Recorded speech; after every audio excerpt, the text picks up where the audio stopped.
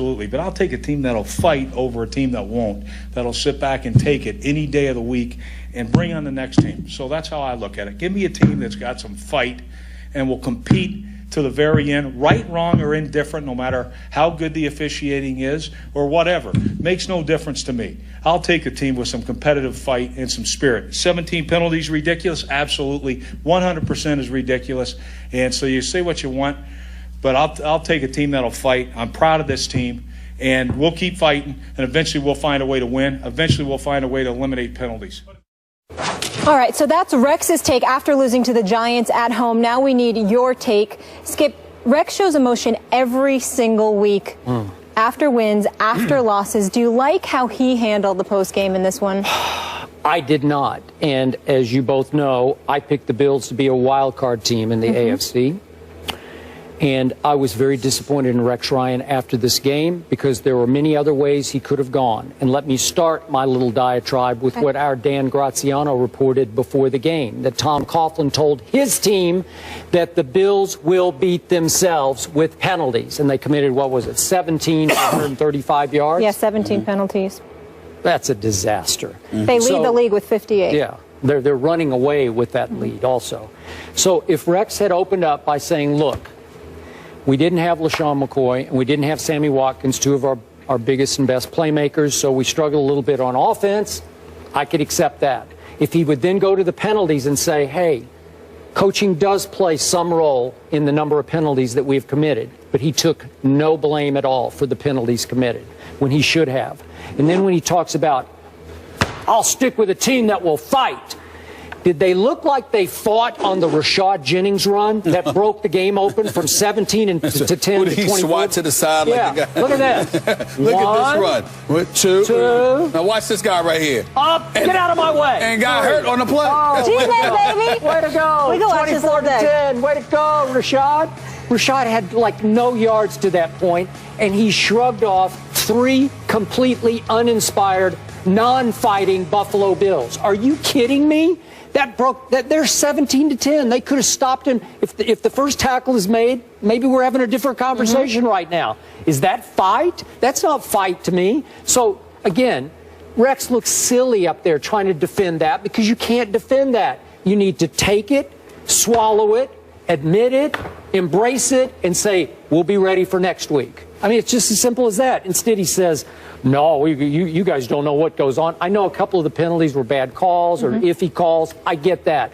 But after a game in which you commit 17 and now you become a target for officials because they're just going to say, oh, it's the Bills, throw the flag, because you know they're going to commit a whole bunch of penalties anyway. That's at least 50% of that is on the coaching staff. I'm sorry, we talked about this the other day. Rex didn't love it. Maybe take a page out of Bill O'Brien's book there with blaming it all on himself. You know, Skip, it's interesting. I was trying to find the date, and forgive me, I couldn't locate when it was. But being from New York, unlike you two, and being connected with the New York media, which you both are to some degree, in all seriousness, understanding the delicacies that involve Rex Ryan whenever he goes against Tom Coughlin. What Rex did was use that to disguise the ultimate level of frustration, because Tom Coughlin gets a kick out of beating Rex Ryan.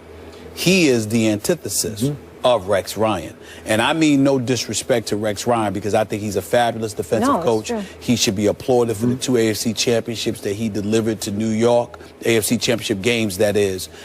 Even though it was time for him to go, which he admitted in New York, there is no doubt that it was good for him to be a head coach. I actually thought he would go for the Atlanta job as opposed to the Buffalo job at the time that it happened, even though Dan Quinn is obviously doing a phenomenal job thus far.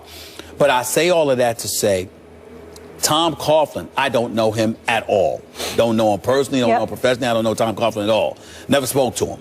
But I will tell you that watching his press conferences, knowing people in the media who have communicated with him, in the past, whenever his Giants beat Rex Ryan's Jets, he took pleasure in it. Oh, I'm sure he did. No matter what. Because of one reason and one reason only. Rex is the antithesis of him. Rex is about bluster. Rex is about headlines. Rex is about... Tom Coughlin is about business. He's old school. Tom Coughlin is old school. He's about showing up. He's about getting the job done. He's about going home. That's Tom Coughlin. Want to go home with his children, his grandchildren? Sure. That's Tom Coughlin, okay? He is the ultimate disciplinarian in terms of just disciplining himself and doing things, quote unquote, the right way. Yep. Rex Ryan is more modern. And Rex Ryan wants to blow and bluster and all of that stuff. What needs to be said today, in my estimation, I watched the Giants pick apart the Buffalo Bills, get a lead, was up 16-3 for most of the game. Here's what the reality is that this team is not living up to the expectations Skip Bayless and others have projected about them. And that is an ultimate indictment against Rex. More so than ever than when he was at the Jets. Do you know why? Because Tyrod Taylor has been playing better than any quarterback Rex Ryan has ever had. That's true. And that includes Mark Sanchez. Until yesterday. Well, I'm just saying, until yesterday. So what I'm saying to you is when you take that into account, along with the personnel that you have on your defense, why do you come into these games ill-prepared? You bloviated ad nauseum leading into the New England Patriots, and we had Sports Center up there live with the wonderful matriarch of sports television, as far as I'm concerned, and Hannah Storm. What happens? Y'all get blown out the water for the first three quarters. For the first 3 quarters. Yep. And then yesterday you seem ill-prepared as well. So it's one of those situations where I think Rex was wrong because he was really speaking to his frustration of losing to Tom Coughlin, in my opinion. But I also think that the time has come where we look at Rex Ryan and we say, enough's enough. Win some damn football games. You've got enough talent to do it. They do. We're not interested in your headlines. You're down your 2 biggest playmakers. Understand That's that. fair. That's fair. That's fair. But we don't want to hear about the headlines coming out of West New York, Western New York. We want to see W's. Figure it out. You were going against a New York Giants team that don't have all their pieces either. Correct.